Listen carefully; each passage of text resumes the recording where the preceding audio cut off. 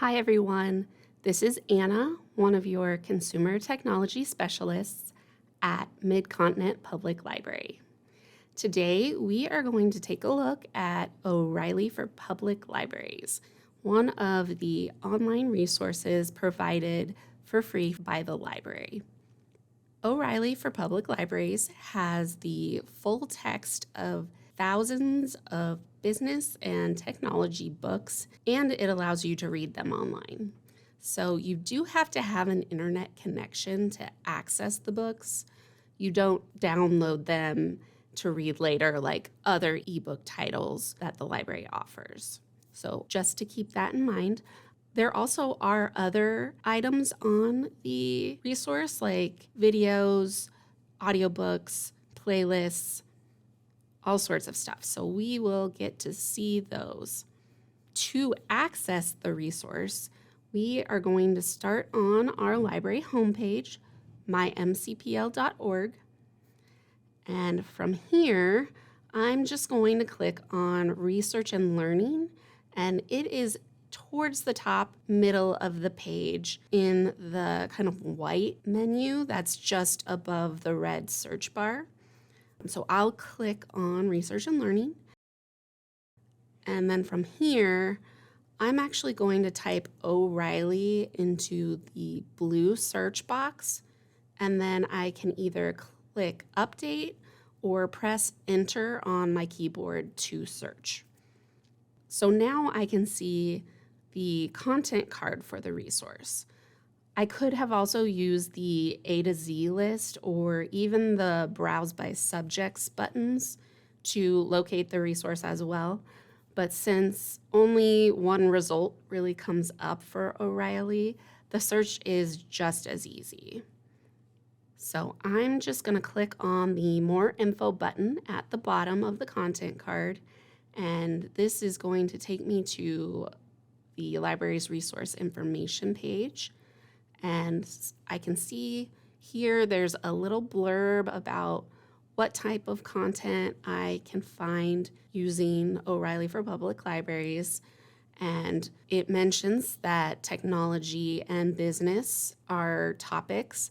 While we're there, I will show you a few maybe lesser known out of the box titles that you can find there as well.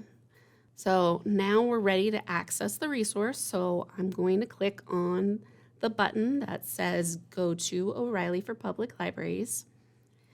And here I'm going to need to put in my library card number and verify that I'm a MCPL user. And so once I get that in, I'll either click Submit or I can press Enter on my keyboard. Now, I do want to note there's a notification here, and it says that because we're using a library subscription, any personalized features that you use will not be saved after the session. So I'll show you some examples of what personalization features they're talking about once we see them, but I just wanted to make sure to show this page and really pause on it for a second because it is really easy to just click past this notification, and then we can save ourselves a bit of a headache later if we know that a lot of the personalization features aren't going to save. So now that we have that information, I'm going to click on the Let's Go button, and that is going to actually give us a second notification page. And here's where, again, you might be confused if you're not reading the text on these notifications because visually they look very similar. So you might be thinking that something is wrong with your login or it's not loading correctly. But this page actually does provide some different information about what we're going to find on the resource. So I'm going to click the red Got It button to move on. And now I'm really at the homepage for O'Reilly for Public Libraries. And on this homepage, we can really see some of the content on this resource. So the homepage is really to help with discoverability of different items that you can use on the resource, especially if you just really have no idea where to start. We can start here. So we do have, it looks like, some topics on our radar. And then there's a Your History section. This is one of the sections where it may show your history while you're in your session, but as soon as you close your internet browser window and then open and come back, you're not going to see history from previous sessions. So that is one of the personalization features that doesn't work with the library, which it would be helpful, but it's not the end of the world. And if you find something that you really like or really find useful, you can write the information down or create a document where you just save the information about those resources, and that way you'll be able to come back to them. If we scroll down on the page, the next kind of section here is courses, and there are full courses that you can take. It looks like this content area will help you find courses that may be focused to what you're really trying to do, what your end goal is. So you could choose this learn by role. So you would just click it. So here I can say, this is what type of job I want to get. So maybe I want to just be a general software developer. So I clicked that, and now I am getting skills that are important for software developers. And then I could click one of those to get some more recommendations. So I'm just going to check a couple of them. I don't even know what all of these mean. Okay, so I just picked a couple. So I can see the ones that I picked are now on the right side of the page, and I can save my selections. And now I'm going to get the list of courses. So again, the selections won't remain after you close out your current session, but you can still keep track of what courses you're working on. So we could just click, we can watch, add to playlist. Creating our own playlists also would not necessarily work. So it may be a little more difficult to know where you've progressed in a course as opposed to a book where you could write down your page number. So that's just something to keep in mind. But if we go back to our home page, we also have, it looks like there's a few different things. There is O'Reilly Answers, which answer, it looks like, specific questions that have been asked. There are pre-made playlists made by experts, which look like they are on a specific topic and then will give you different videos or courses, even just chapters of books that have to do with that topic. I'm going to use my back button to go back to the home page. And below that, we have recommended for you. These are probably just going to be popular titles or popular with library users titles. There are some case studies. So if you're interested in case study type things, it looks like they are mostly videos. And then also recently added. So recently added will be a good place to check for new things. And then below that, popular videos and courses. So these are going to be what a lot of people are looking at. So as I said before, the stuff on this homepage is going to change periodically to help you with discoverability of topics or resources that you may not necessarily find on your own. So now if we look at our left side menu, we have been on the home page, so we're going to look at the second one, which is answers. And this is where the answers to questions that were on the home page, you can find more of them here. You can also ask your own question and they will try to find that answer through all of their titles. So very interesting. And if I scroll down, we can see what some of these questions are. So these are questions that you can get answers to just by clicking them. For example, how can I do machine learning with R? And it's searching, so it probably will take a little bit of time. And now we do have an answer here. So it looks like it lists us what type of resource, the title of the resource or section, the author, and then it gives us our information. And then if I click on one of these left or right arrows, that will take me to the next result. So I can see that this one's a video.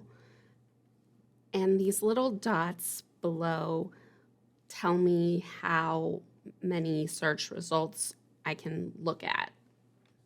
If you're looking for answers to a specific question, this may be a good route because the types of titles in this online resource are going to include textbooks and just very specific technology, business, and more topics.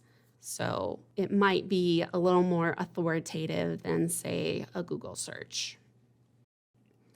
And then the next tab on the left is Explore. So if I click on that, it does have a little caret for a drop down. And here I have more topics that I can use to further filter the results. So I can choose all topics, courses, most popular titles, recommended, early releases, and shared playlists. So if I click all topics, now what I'm getting is this is a way for me to see basically everything that is in the resource. I can sort by popularity, I can filter by format, and then on the side here we have some of the big topics that there is content for. So for example, one of them that you may not get from just the blurb description or a browse of the home page is travel and hobbies. So there are books about travel and hobbies. And when I clicked that, it did refine the results. It also changed what subtopics are available. So cooking as a hobby is under here. And we can scroll down just a little bit just to kind of see the type of stuff that comes up in the result. It does still look like it is fairly textbook related, but it does look like maybe this video game consoles. So if we wanted to look at it, we could just click the start. And here it starts right on the cover. And on the right side, I've got 3 lines with 3 dots. And that, if I click that, that gives me my table of contents. So here is where, if you are looking at a title, maybe you just want to know what topics are covered. You could do that easily by looking at the table of contents. So This one, it looks like, is fairly comprehensive. And then if you click on one of the topics in the table of contents, it will jump you to that section. So you can kind of see you are really looking at the full chapter of whatever you've chosen. So in this case, you just keep scrolling down. There aren't pages to turn. And then you may have noticed there are some like left and right triangle carrots. If you click one of those, it's not going to take you to the next page. It's going to take you to the next section of the title. In that case, that can be pretty handy, but it's not just going to like turn a page for you. Because it is an online resource, you get the entire chapter in the one screen. There's also a search option.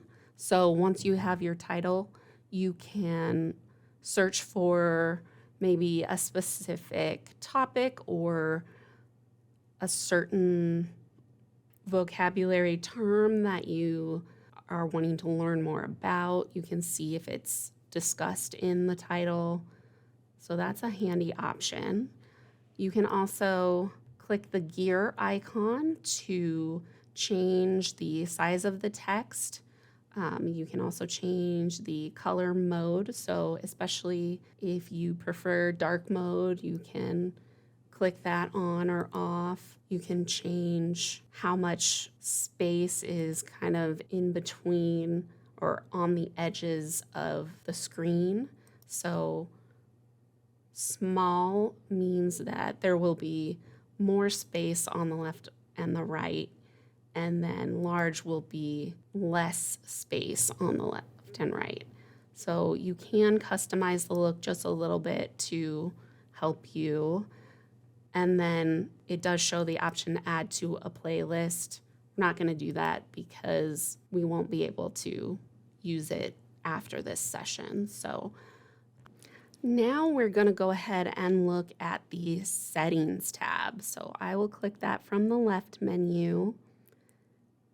And here, any customization that you use for a session, you would need to do for each session. So if you prefer a language other than English, which is the default, you would have to change that each time you come to O'Reilly. There are also, it looks like, some keyboard shortcuts that you can turn on and off. That can be handy if you are trying to work through a book or a course. So there are a few options on the settings, and then there's kind of like a sub-menu on the left, but still within the white screen. It's also got your profile. So just a few things. There's also a need help option. That's going to take you to the support center where you can get information. Looks like there's frequently asked questions, and if you click on that, it'll take you to an article or a video. So I'm going to go back. I'm going to use my back button to get back to the O'Reilly. And then the support link that's on that very left side menu, that takes you to the support center as well. So you can get to it from your settings or from the support tab. Sign out would be the other one, which you could do as you finish your session. Don't necessarily have to, as long as you are logging out of your account or closing the internet browser, you won't continue to be logged in. Now, you do have to close out the whole browser, not just the internet tab or window. So that's just something to keep in mind.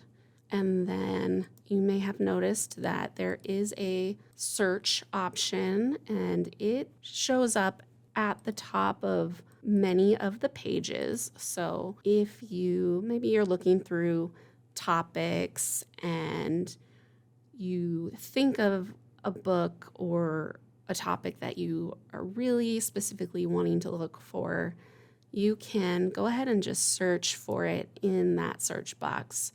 One of the interesting things I am going to show you that this has there are books on hand lettering. So that's something that is an interest of mine. And when I was looking through the Mid-Continent catalog, I saw that there were some of these hand lettering books were linked to O'Reilly's. So I had to come to O'Reilly to actually read the titles. So that's how I found out that there were these kind of more artistic type books in the catalog for O'Reilly. You see, the second one here is digital hand lettering. So that kind of goes with technology. But the first book is just lettering, and it is just about typography and the history of lettering. So very, very different. It could be useful for someone's business. So maybe that's how these types of books have gotten onto this resource. You can definitely search for more than just technology or business titles. So it's worth checking if there's a topic that you want to learn more about. And then when I did do the search, I initially am looking at the All Results tab. There are also, I have the option to change tabs to see just the book results, just course results, videos, audiobooks, and playlists. We haven't even seen audiobooks yet. This might not be the best title for audiobooks, but when I do go to that tab, there are a couple of results. Now, they may not be exactly what I'm looking for in this case, but they have to do with lettering in some way. So writing for the workplace, professional writing skills, those types of things. So that's how you use the search. You may have noticed as we went from one page to another that between the Home tab and the Answers tab, sometimes a Profile tab shows up. If you are looking for it and it does not show up on that left side menu, you can always click on the little person icon in the top right corner of your window, and that when you click it, you get a little drop down where you can look at profile. Again, history is only going to be for this session. Playlist would only be for this session. And then if you've highlighted anything in books, which again would only be for this session. So I can just click on profile, and this is going to just give me a little bit of information. The profile itself is not very important when you're using this resource as a library patron because of all those personalization options that don't work. But as we saw, there are a lot of different types of titles, and I know in our branches we don't necessarily have a lot of textbook type books, and so this resource really gives you an opportunity to access some of those types of books with your library card. And that is O'Reilly in a nutshell. So I hope you have found this video helpful. I hope that it has maybe given you some more information about O'Reilly for Public Libraries. And we will see you again next time. That's it for today's video. If you liked it, make sure you let us know by following our MCPL 360 page on Facebook and our MCPL MO channel on YouTube. We premiere new videos every Wednesday and Friday at 1 p.m. And if you missed the live event, you can always find all of our videos on YouTube on one of our many technology-related playlists on our YouTube channel. Thanks again for watching, and we will see you again next time.